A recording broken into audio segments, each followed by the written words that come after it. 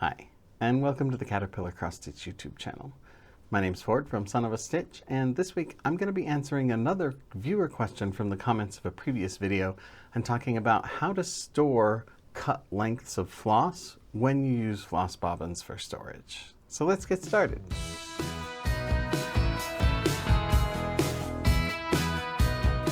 Now, like I mentioned, this is a viewer question from the comments of a previous video.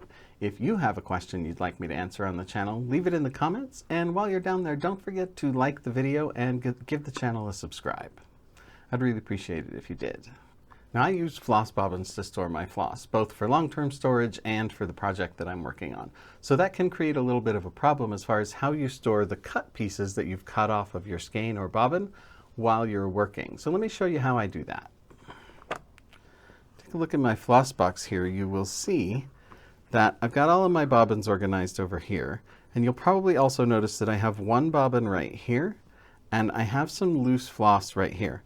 Of course, over here is the compartment that I call pieces of floss too short to keep, and that's where I keep all of my little orts. I save those up and then eventually use them for craft projects of some kind. Check out my video about how to make up a scornu for a really fun use for those. But this is where I keep the cut piece of floss that I am working on. So once I've pulled out the strand that I'm going to use to stitch with, I put the rest of that offcut in here so that it's easy to find. I tend to work with just one color for a particular area, and then when I'm done with that color, I'll put that color away and get another one out.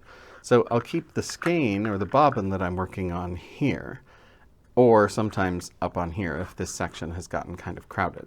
So when I am done working with this particular color, say I've done all the stitches that I need to of 995, what I'll do is I'll grab that offcut and I will take it with both ends together. So at one end I've got all of my ends, and then at the other end I've got what in rope work we call a bight, a B-I-G-H-T. That's a little loop there.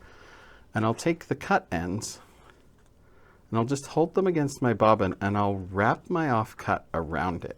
That will cover up those cut ends. And then when I get down close to it, I will stick my bight down into the slots of the bobbin. So now, next time I need to use this color for something, I can come back and I can tell the difference between my offcut ends and the actual end of the skein right here. So the first thing that I'm going to want to work with is my offcut. So I'll just pull on that bight instead of on the end, and then I won't get them confused.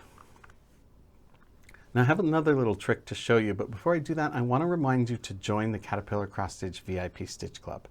When you join, you'll get 10% off your first order, you'll get a digital download of our top 10 cross-stitching tips, and you'll get an ebook with 8 free PDF cross-stitch patterns in it. So hit the link down there in the description to make sure you sign up for that. So storing your offcuts is one thing, the pieces that you've cut off of the skein, but what do you do if you have a scrap that's a little bit too big to throw away? You know, like I said, I have my little compartment in my whip box here that is my pieces of floss that are too short to keep. But what if it's not too short to keep? What if it's pretty long, but I've already pulled it out of my offcut? So what I'll do in that case is, let's put the offcut back on the bobbin here.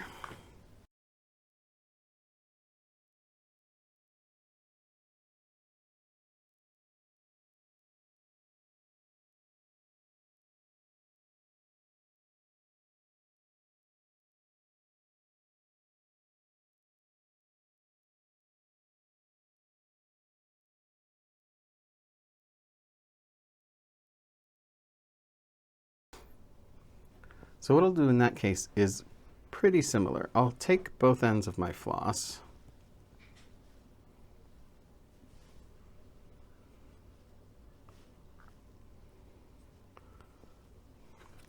and I will stick them through the hole in the bobbin here. Pull them most of the way through, and then I'll feed them through the bight. So I'm kind of using that hole in the bobbin like a floss drop. This way I can keep any pieces that are long enough to still be useful. Now this can get pretty messy if I then go to store it in the floss box, so I'll only do that for as long as I'm working on one particular project. If I get to the end of this project and I'm putting this bobbin back from my whip box to my storage box, I'll actually just take that off and throw it away because it's not worth the mess and hassle that that causes. Almost everything that I learned about cross-stitching, I learned from members of online communities that I'm in. And one of the best that I've found is the Caterpillar cross-stitch community. There are tens of thousands of stitchers in the Caterpillar cross-stitch Facebook group and following the Caterpillar cross-stitch Instagram. So it's a tremendous wealth of resources, of knowledge and culture that I highly recommend you take advantage of. There'll be links to those down in the description. What about you? Do you handle it differently? If you keep your floss on bobbins either for storage or for while you're working on them, how do you store those little extra offcut pieces of floss that you've cut off of the main body of the skein? Share it with us down in the comments down below, and maybe we can benefit from your knowledge. And hey, maybe I'll find your system better and I'll start using that and make a video about it next time. Other than that, I do want to thank you so much for watching. For Caterpillar Cross Stitch, my name is Ford, and I will see you next time.